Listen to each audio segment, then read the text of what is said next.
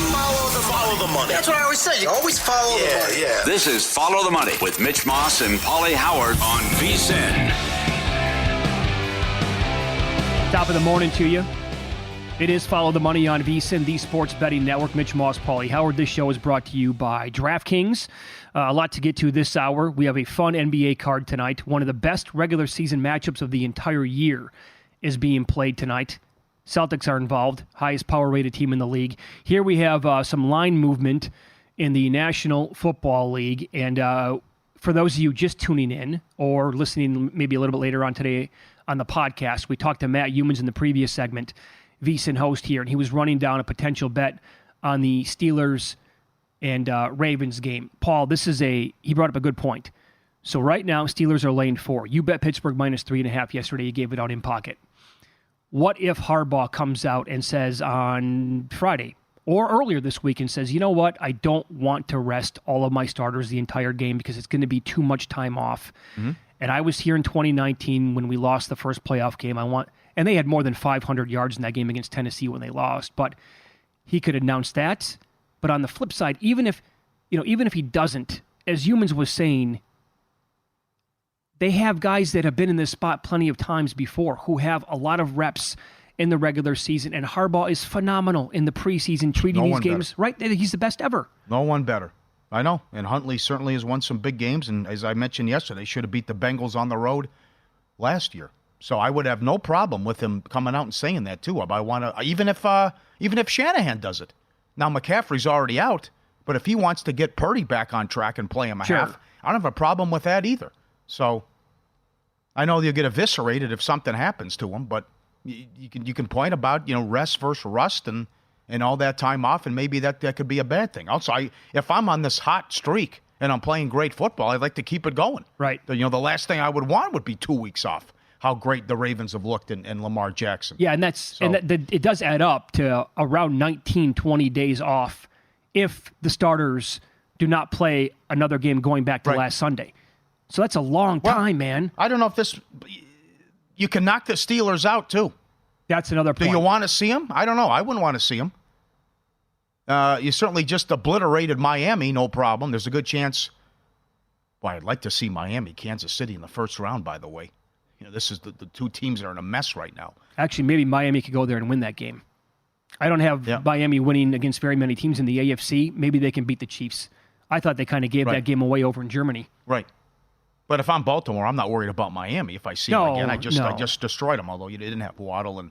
But now Howard's out and Chubb's out. It's probably too much to overcome defensively. But every game is close when they play it. I'd probably knock the Steelers out. So it's tough. Every guy's different. Look at Dan Campbell. I'm going for it. Now, I guess crazy things can happen. Dallas could still blow this coming up against Washington. But Campbell came out and says, what did he say? I'm controlled fury. Mm-hmm. I'm ready to go. I'm on to Minnesota, and I'm playing guys. I'm not sitting people.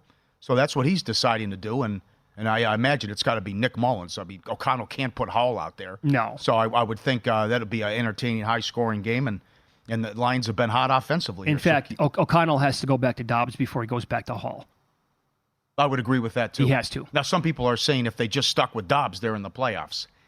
It was rough there. That Monday night game was rough. I mean, he threw 4 picks and he lost 12-10. But yep. Okay. You also bet the Bengals yesterday. They're up to 5.5 now, trending even up from that. They're going to be cold. Maybe look at the under. Now it's come down to 38.5. But that's just, I mean, the Browns are going to be playing the backups. Browns playing no one. And that's, okay. Do you want to do that too? Who's hotter than Flacco? You want to take a week off? Well, I don't know, but that's certainly you've had some injuries and banged up, and who you're getting ready for whoever wins the AFC South. But that's a guy that I can't blame if he wants to give it. They've had more injuries than anybody. Okay, and like key starters across the board. So if he wants to tell his crew, like, guys, just enjoy the week off, we're not going to play. I'm totally on board with that. Here's a potential angle because they're playing at the same time. They're both afternoon games, and again, if the Cowboys win this game, they are NFC East champions. They're laying a big number. But for Philadelphia, that number's now down to 5 at the Giants. The Eagles are trending in the wrong direction, especially defensively. It is a complete mess right now. Going back the last several weeks, one of the worst, if not the worst unit in the entire league. But, Paul, they have owned the Giants over the years. Would you look at this as maybe a first, and you're going to pay a tax on this when the numbers come out, but they're down to 5? Would you not look at Eagles' first half, knowing that they're not going to be scoreboard watching maybe right away in the game? Just go take care of business. We'll check if the Cowboys are up by 3 touchdowns at halftime. We'll pull our guys at that point. Isn't that a possible play? No, first half rather than game, okay, but I don't want any part of the Eagles right now. I mean, this is you also. I got to go first quarter, first half here. Okay, well, Tyrod Taylor's been good, and that was Tommy Cutlets in the first half of the Christmas game, and then Tyrod came in, and then he hit Slayton, and they got back on. But this is, I mean, they should have beat the Rams. I mean, he misses Barkley wide open for the 2-point try, and then they settle for the 54-yard field goal, and Crosby misses that. You see, the Rams brought back Maher. They cut the guy who made. Jeez. What a fiasco that's been. But that's the Giants are playing. Tyrod's playing well. No, they could relish it, wear the black hat, and play the spoiler role here. He is. But I think the Eagles are going to come out. Well, we'll see. Again, it's very early in the week. I think the game plan's got to be, guys, let's get this lead. Maybe the Cowboys somehow struggle, and then we'll play from there. What if I get the first score? It's 14-0 Dallas.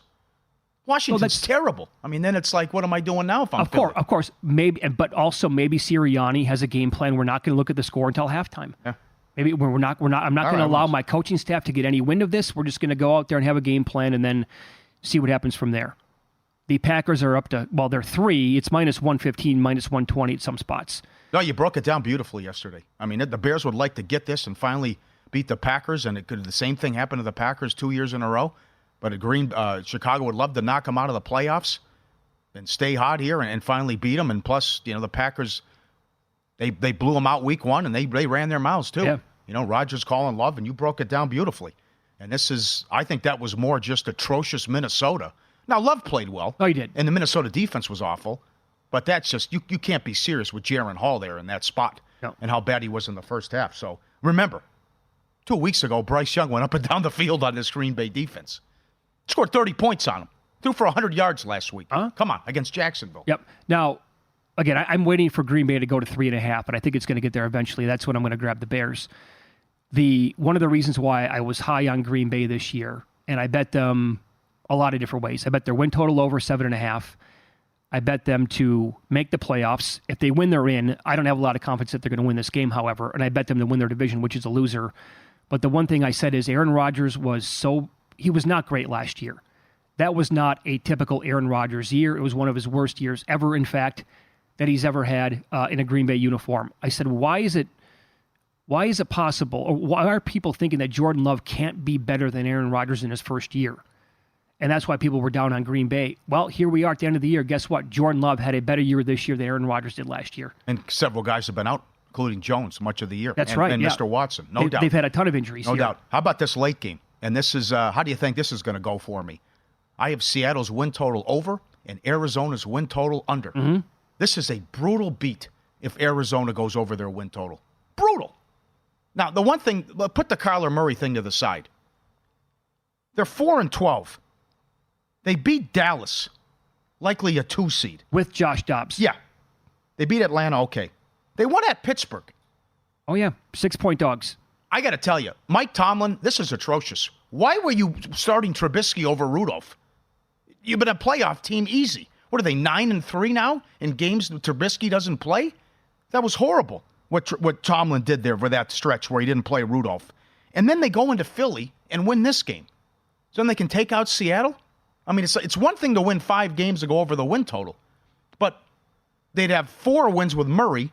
We didn't think we'd see them for much of the year. And then look at who they're beating. Mm-hmm. And these huge road wins that they're going to have that could put you over the win total. Sure, like huge dogs in most of their games. Yeah. I'll tell you, the win over Dallas cost me that bet that I had on Arizona to be the last winless. Yeah. I think they would have started like 0-9 or 0-10 on the year. They were all losses. That's the one win. Cowboys laying more like 2 touchdowns in that game. Yep. And they pulled it off. So, and by the way, Seattle opened 3.5 in this game. It's down to 3, and they're minus 105. So does this actually get below 3? I mean, if you want to hedge out of your ticket, you need to do it immediately. I know. It was so bad. That was vomit-inducing, the Seattle defense on Sunday. And awful. Getting gashed on the ground. Keep in mind now that the win total It opened 4.5. It moved to 3.5 after this team and what they did in the preseason by getting rid of a bunch of players. So plenty of people actually have under. They have both. They have under 4.5 and over 3.5. Yep. So if they lose this game, they're in a. They can maneuver. They can do whatever they want. How about Jacksonville up to 5.5? Should be okay for Lawrence. Maybe Lawrence plays. It's not a surprise. I mean, based on the competition here, right? Yeah. And then you have to look forward to what's next for Vrabel. If this is it for Belichick, is Vrabel going to be the guy in New England? If not, I mean, what's the future of this team? Are they comfortable with one of the quarterbacks they've drafted in the last 2 years? How do they approach the draft? Good question. I don't know what the Crafts are a wild card. I don't know what they'll do. I don't know what direction. Maybe they go with Vrabel, but we heard about how much they love Mayo. I don't know. Yeah. Yep.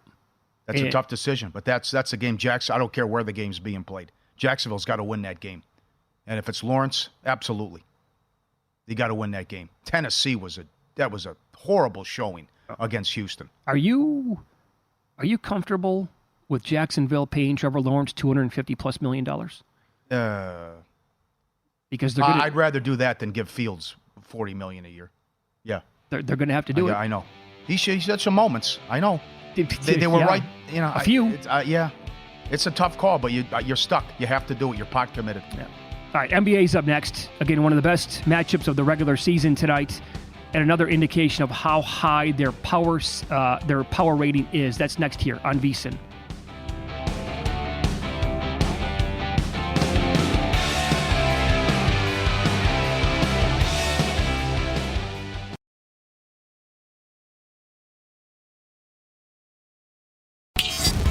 This is Follow the Money on VSiN. Become a VSiN Pro subscriber today. Get a daily email recapping all the best bets from every host and guest. Unlimited access to the VSiN.com/picks page. Sort by sport, matchup, date, and more. Check the leaderboard to view betting records, profit, ROI, who has the hot hand, pro picks, betting splits, power ratings, great dog videos. How about the turtle today? Little guy getting in there with the snack. $9.99, VSiN.com/subscribe.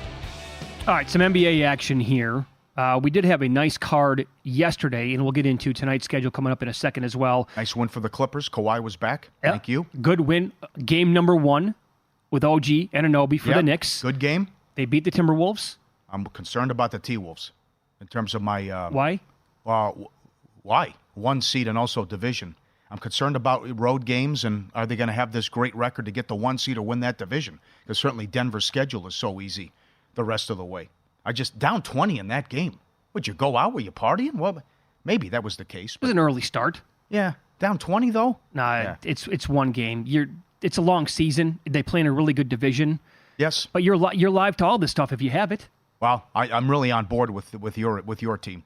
You've been touting. And I know I got Minnesota 66-1, but I grabbed a little 6-7-1 to win the division, and that's OKC. Hello. I mean, you've been on this team from the get-go. And they are just body-bagging teams. Well, they're excellent. They have so many pieces. They're so young. If this team makes a move and they would bring in the right player, then we're talking they're absolutely scary. And with what's going on in the Western Conference, Golden State kind of stinks. Yeah, kind of. Right? Denver's not playing to their power rating from last year at this point yet. Certainly Denver at full strength, long-term, probably the best team in the Western Conference still. But do you trust the Mavericks at all? They're not really that good. Be scary. Well, Luka's a star. Well, Luka's amazing, so sure. Damn good, but that was weird last night. Never in the game in Utah. Who's going to fall out though? Lakers are really struggling. Lakers are 500. I know. Do the Lakers make a trade? I mean, will LeBron go to management and say I want Zach LaVine or something like that? I don't know. But this certainly you cannot have this type of record when you're getting, as I said yesterday, this type of production from AD and LeBron. Darvin Ham has to do a better job, too. You see LeBron's face? The expression on the last possession against Minnesota? Mm-hmm. I mean, just oh, my God. Like he saw something hideous. There are a lot of teams, like the Western Conference, the playoffs, it's going to be wide open. No doubt. And I think that a wild card team at the beginning of the season, they're not a wild card anymore, like OKC, Minnesota, the Clippers at full strength, they're obviously really, really good. Any of those teams could come out of the Western Conference. Now, home court's going to be huge. As for tonight, this will tell you exactly how high the power rating is for the Boston Celtics, as we all know. But they're playing on the road at Oklahoma City. I cannot wait to watch this game tonight. I love the Thunder. The Celtics are only 6-8-2 ATS on the road, but they've covered 4 straight. OKC is 13-5 ATS at home. Boston has the highest net rating in the league, slightly ahead of Philadelphia, who's third. OKC. They're also 12-6 over at home, and these are the 2 highest scoring first quarter teams in the NBA. They get off to very good starts. Boston averages 31.4 points per first quarter. OKC averages 31.2 points per first quarter. I want to bet the first quarter over if the number's right tonight, but the total's now up to 240.5 here in this game. And watch how both teams will try to defend each other tonight, because Chet down low, again, I've been saying this on the air for 2 weeks. If you didn't grab Chet Holmgren to win, forget Rookie of the Year. I'm talking Defensive Player of the Year. It's a big spot for him tonight. A lot of eyeballs will be on this game. And if he plays out of his mind, then maybe something can happen. But it's not. It's Chet. It's SGA. It's Williams. It's Dort. Dort's an incredible defender. Coach. It's Giddey. Hey, no, it's great. I got him 8-1 Coach of the Year. That's a great race, too. Well, what's the price, though? What are you recommending? Well, now Gobert's like $1.50 to win. No, he should not be. Not be. Okay. Well, they're number one defensively. Now Chet's down to like 7-1. He's the third shot on the board. Okay. But when we were talking about this, he was 18-20-1 in that range. Yeah. But again, OKC, their numbers at home are terrific. Celtics playing better ball on the road lately, last 4 games anyway, and they're starting 5. The numbers overall, again, when you're talking about a unit that's better than the Kevin Durant healthy Golden State Warriors team, you just know how tough this, and that's why they're a 4-point favorite tonight. In the Northwest, Minnesota 24-8, OKC 22-9, Denver 24-11. Wow. But Denver had a ton of easy games coming up in the fewest back-to-backs remaining. How about some other observations around the league? They got Beal back, and Phoenix is playing well, but I'm very concerned about Durant. He's playing so many minutes that I'm worried about an injury. Yeah. Who's injury prone? They are playing him so many minutes because they don't have any depth. And then again, he was ticked off about a little help here. What's going on? But that's the tough situation in Phoenix.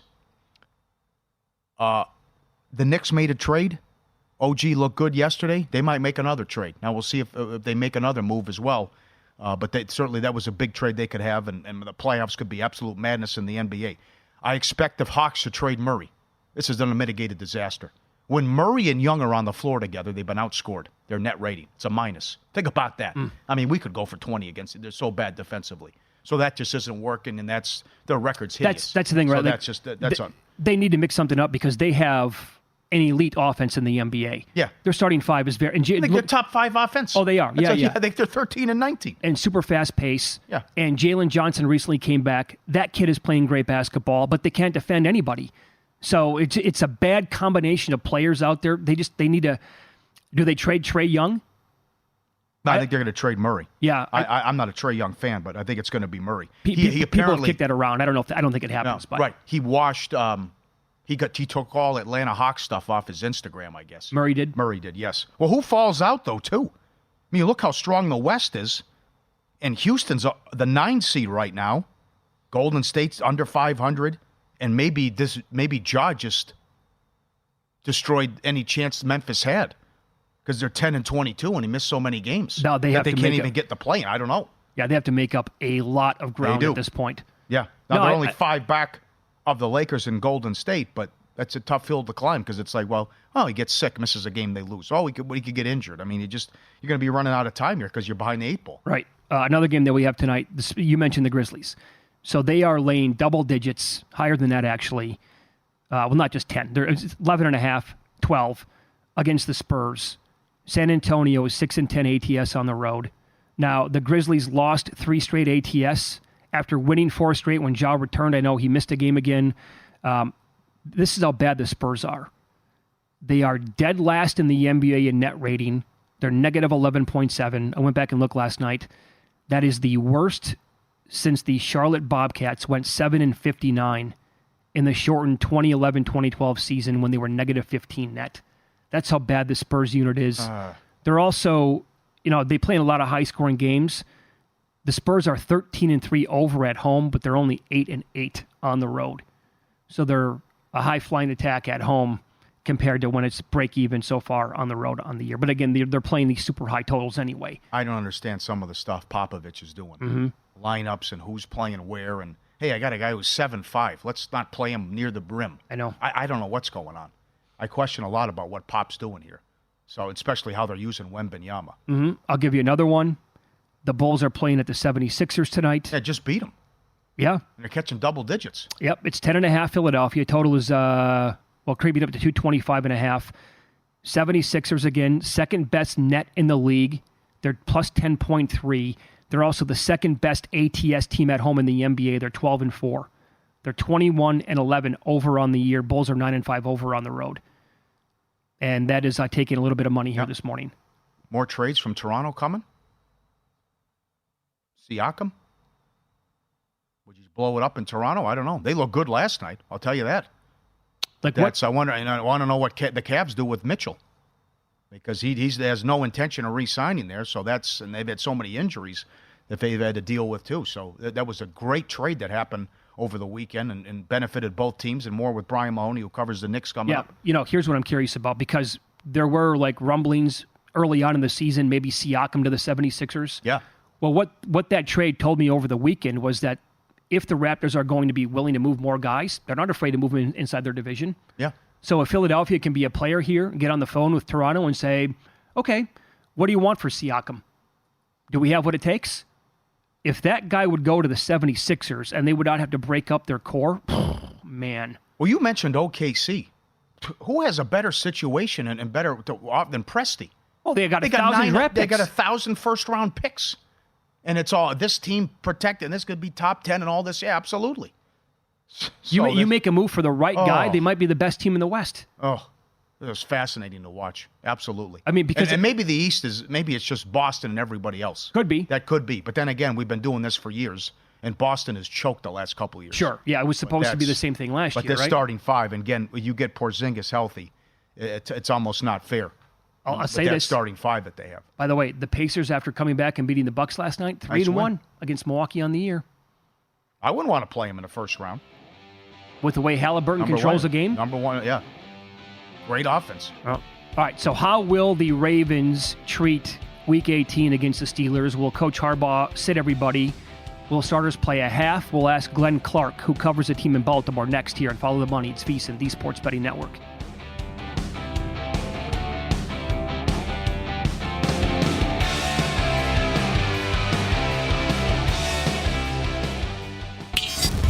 This is Follow the Money on VSiN. Get our New Year's special, VSiN Pro Access. Everything we do through May 1st, only $79. Unlimited access to the daily best bets, exclusive betting splits, premium analysis, 24/7 video, and all the betting guides. Don't miss out. Special New Year offer, VSiN.com/subscribe, VSiN.com/subscribe. Little Week 18 action here. Ravens, Steelers.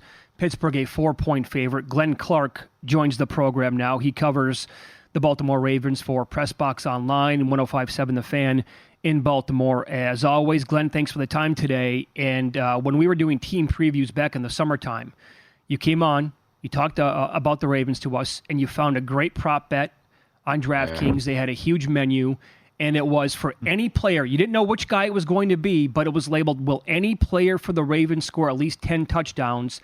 And here you go. Gus Edwards now has 13 on the season. Great call by you. Thank you. I was hoping that I could end up doing my victory lap on that one, besides cashing the ticket.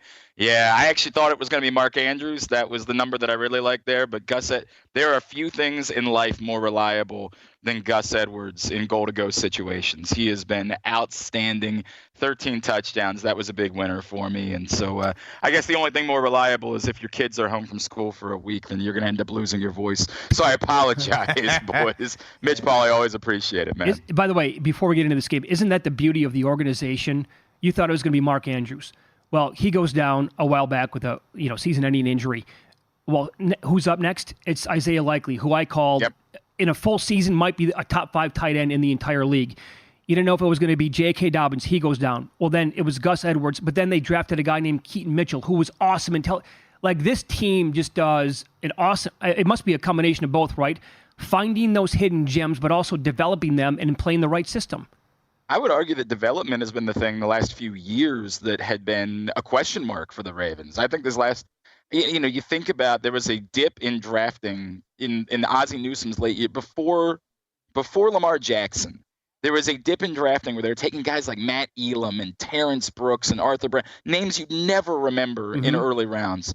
What's happened the last few years and the way they have bounced back from that is truly, as much as Lamar is the story, and let's not, he's the obvious MVP. You couldn't cash a ticket for somebody else for even a penny at this point. Lamar is the story. But besides Lamar, Kyle Hamilton is one of the best stories in all of football. And even though he wasn't on the field on Sunday, he should be in the conversation. He's not going to win it. I get it. Myles Garrett's going to win, but he should be in the conversation to Defensive Player of the Year. Double-digit TFLs and pass breakups is nuts, right? Like it just doesn't happen. So the development and the drafting in the last couple of years, Tyler Linderbaum in the first round as a center has been spectacular. They have completely changed the course, not just the presence of Lamar Jackson, but everything they've done around him has been dramatically better in the last 2 to 3 seasons. Great team, unbelievable depth, no doubt about it. And we were just talking and singing the praises of Huntley. And they should have beat Cincinnati on the road last week. Yep. Last year, in the playoffs. So they're 4-point underdogs at home Sunday. How are they going to treat it? Who do you think plays? I think it's an interesting. We were talking about this a little bit before. I feel like they owe it to Tyler Huntley. Is it looks like they're going to move on from Tyler Huntley at the end of the year. They brought in Malik Cunningham from the Patriots, and I think that was their way of indicating we're moving on from Tyler Huntley. We're not going to spend any money at backup quarterback. We're going to go this route with a guy that we think has a similar skill set as Lamar Jackson. So if that's the case, I feel like they kind of owe it to Tyler Huntley to let him go out there and play and show whatever he can show in a situation like this. And I think it's a big spot for him. It's actually kind of why I like the Ravens, even with the goofiness of Lamar Jackson likely not playing much at all on Saturday. But the Ravens also internally would say, hey, if something were to happen to Lamar in the first playoff game, Tyler Huntley's the guy that would play. We kind of wouldn't like to get him hurt either. So it wouldn't stun me if we see a few quarterbacks play on Saturday and it's not just a Tyler Huntley special. But I do think they want to let him get on the field and show something because it looks more like they're going to move on from him at the end of the season. Okay, so it's very early in the week, obviously. But if you think Lamar, maybe you said likely doesn't, but if he does play at all in this game, what are you talking? A series, a quarter? Yeah, a couple of series at most. I did think it was telling that on the broadcast this past Sunday, Charles Davis said that Lamar brought up during their pre-broadcast meeting that he felt a little bit rusty going into the playoffs in 2019 when they had been the number 1 seed. And so I do wonder if Lamar privately, and he wouldn't say this to us, but if privately he said to them, hey, I'd like to go through the motions this week. I'd like to continue to ramp up and prepare and get a little bit of time. And I think there's an incredible amount of trust. Everybody has brought up ad nauseum Lamar's injuries the last couple of seasons. He got hurt both the last couple of years as a passer, not as a runner.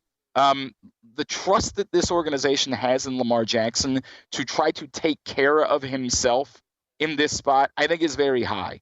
So if he said, hey, I want to go through this. I want to get on the field. I don't want to sit around and get cold for 2 weeks. He's playing some of the most brilliant football in all of, in modern history.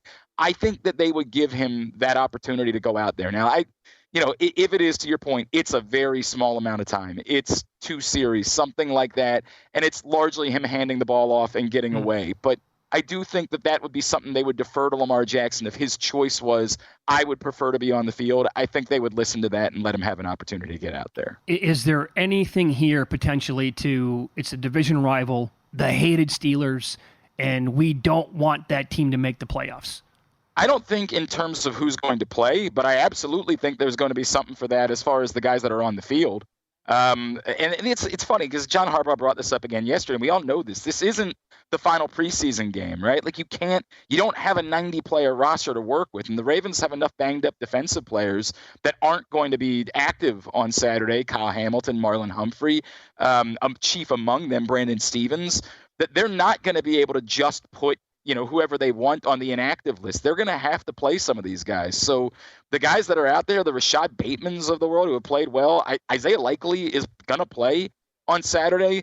those guys are going to be out there, and there is no doubt in my mind that if it's competitive, they're going to try to win. Look, if the Steelers were to get a 2-score lead, something like that, then I could see the Ravens kind of calling off the dogs.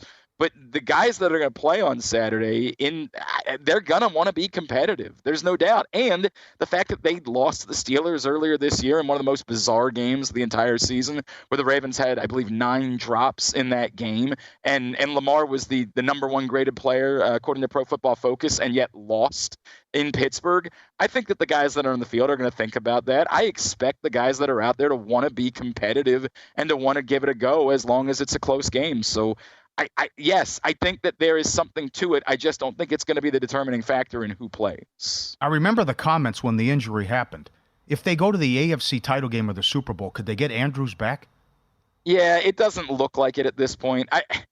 Who knows? Maybe he's doing the Terrell Owens thing and sleeping in a hyperbaric chamber and, going crazy to try to get it back out there. But the sense that I got after the initial comments was the injury was a little bit worse than they first thought it was. And so they are not operating with the belief that Mark Andrews would be out there for the Super Bowl at this point. But to your point, look, Isaiah Likely it is insane. Isaiah Likely's a superstar, man. Agreed. There is a real chance next year that this is the best tight end duo that we've seen in football since, the duo that we don't talk about anymore that Rob Gronkowski had with him in New England, right? Yeah, right.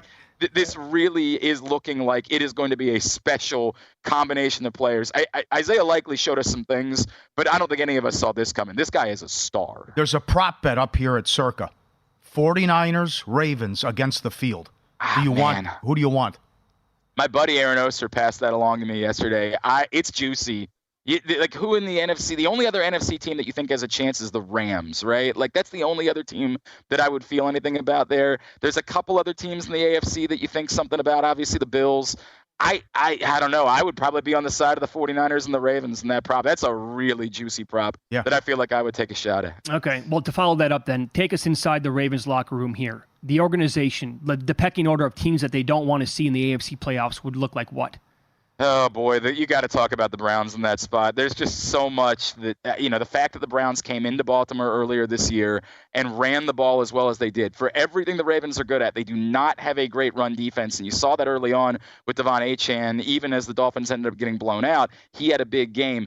They don't stop the run well. The Browns actually ran it down their throat in the second half. Now, some of that was the presence of Deshaun Watson, and they can't do the same things with Joe Flacco, but this is also still the ghost of Joe Flacco showing back up in Baltimore, and I don't know that that's a karma that you feel great about going into a playoff game. The Browns, the Bills are the two that I think jump out the most. I think everybody is scared of the Bills, and of course, the humor being they might not be in at all, right? Yeah. So I think those are the two teams that stand out the most. Awesome perspective today. You can follow Glenn on X. He is at Glenn Clark Radio, 105.7 The Fan in Baltimore, and Pressbox Online. Thanks so much, Glenn. We appreciate the time. Mitch, Pauly, really appreciate you guys having me as always. Yep, be good. Sir. There you go. Does a great job covering the team, and he's been on the show several times, and a great call by him on that prop before the season started as well. Will any Ravens player score at least 10 touchdowns? Whammo, there it is, with Gus Edwards cashing that ticket. Good prop. $1.15. Yep. Niners, Ravens, or the field. So we have some projected NFL playoff numbers from one of the leading odds makers in Las Vegas. What would you make the Rams at the Lions, Packers at the Cowboys? We'll share the numbers next here on VSiN.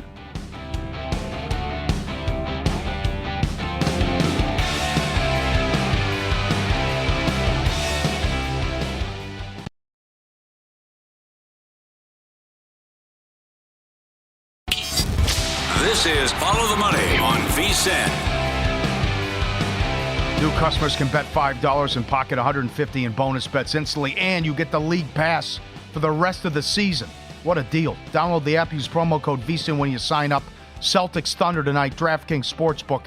The crown is yours at DraftKings. If you're going to watch one NBA game like this month and you haven't been paying attention, I would suggest that you watch this game. Give it a shot tonight. Who knows? Maybe it turns into a blowout. But just to watch like two elite teams with tons of talent and absolutely like superstar players, multiple superstar players, that's got to be the game. Celtics and Thunder. You reached out to an odds maker here in Las Vegas. Yeah, Jeff Sherman over at the Westgate. Mm-hmm. And they do their numbers with Ed Salmons, who's very good. And, you're putting him on the spot, but you're throwing a ton of games at him, potential playoff games. There you go, yep. And here's what he came up with. Baltimore would be 11 against the Colts. The Bills would be 10 against the Colts. So what do you think about that then? The Ravens' power rating is 1 point higher than Buffalo? Yeah, it's too much respect for the Bills. I would agree. Also, Indy went to Baltimore and won already. Though that was early in the season. Sure. Also in the elements. So that was Baltimore 7.5 against Jacksonville. That very well could happen in the second round. Oh, that would be a teaser's delight on Baltimore. Yes, it would. They already played too. That was in Jacksonville. Yeah, that wasn't. Yeah, that was ugly. The Jags made plenty of mistakes in that game too, but we've seen that team, by the way, play like the upper crust of the league. It has not gone well for Jacksonville this year. Mm-hmm.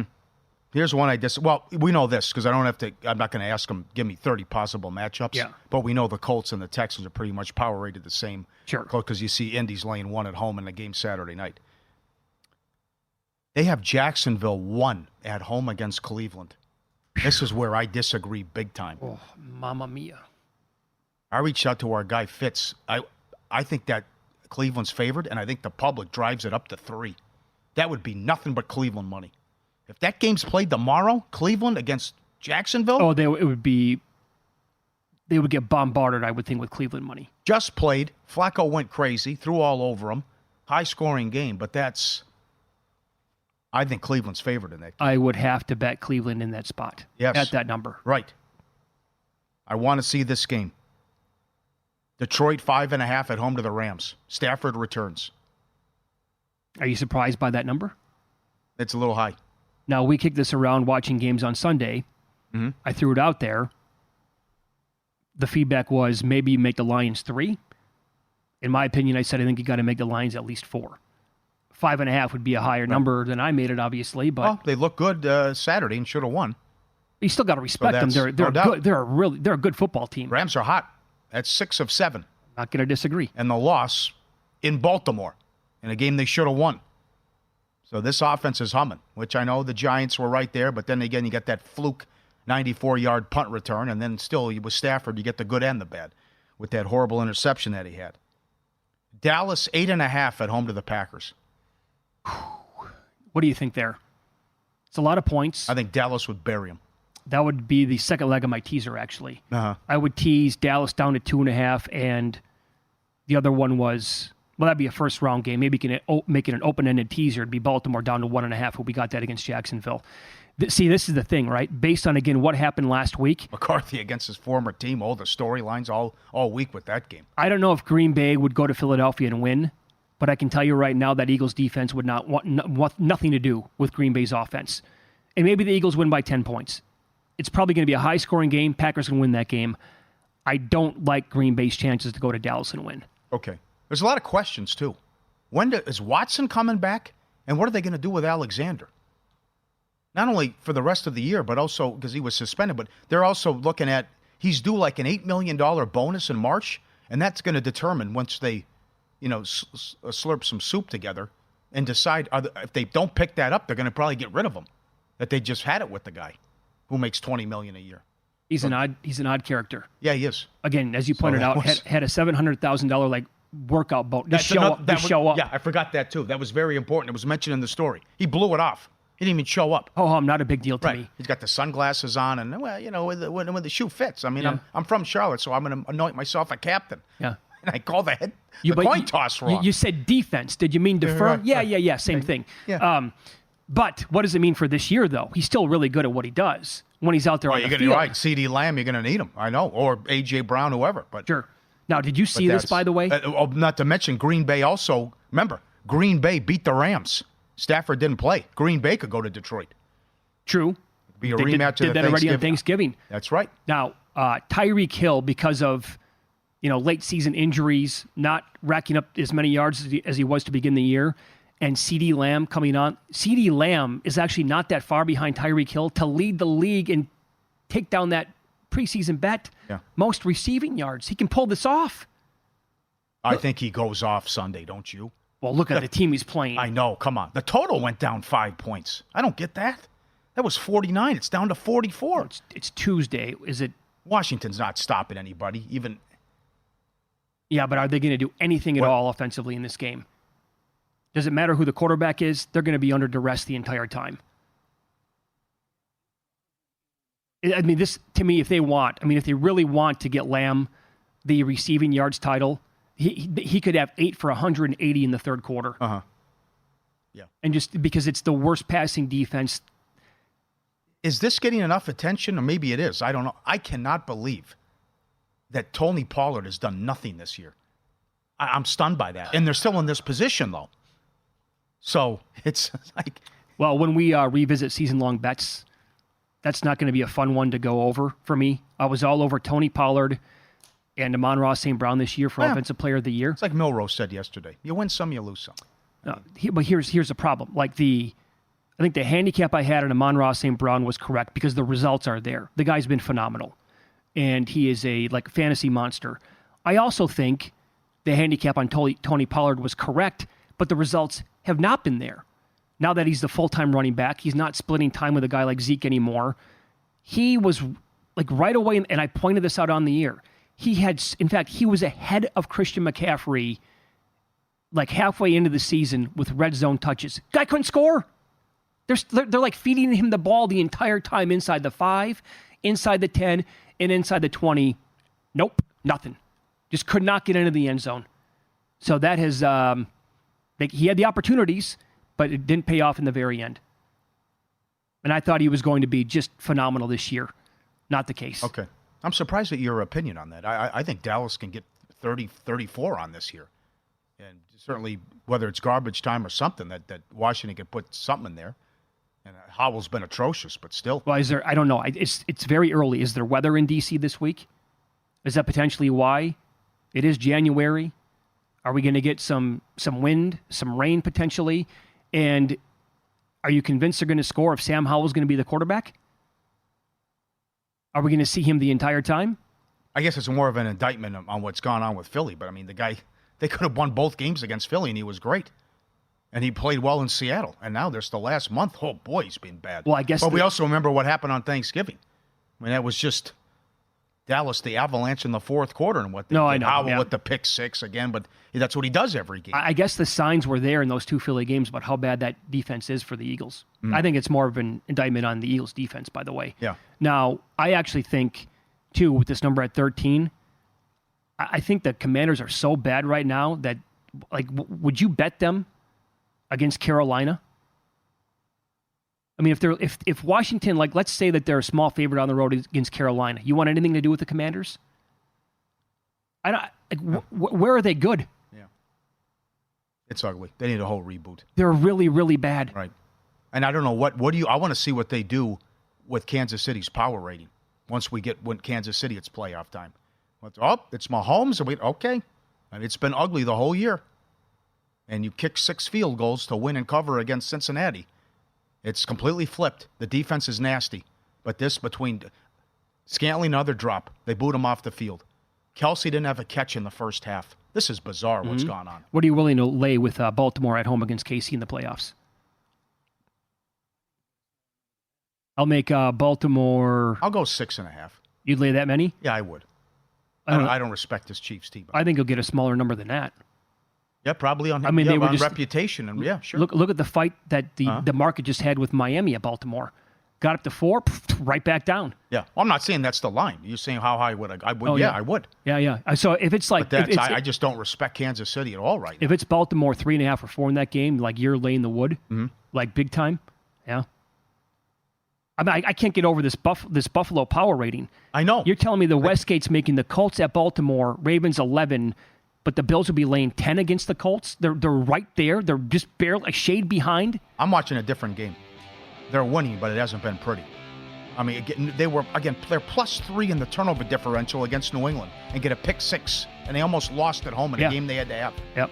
Up next, we'll rehash the college football playoff games and discuss the point spread and the total for the national title game here on VSiN.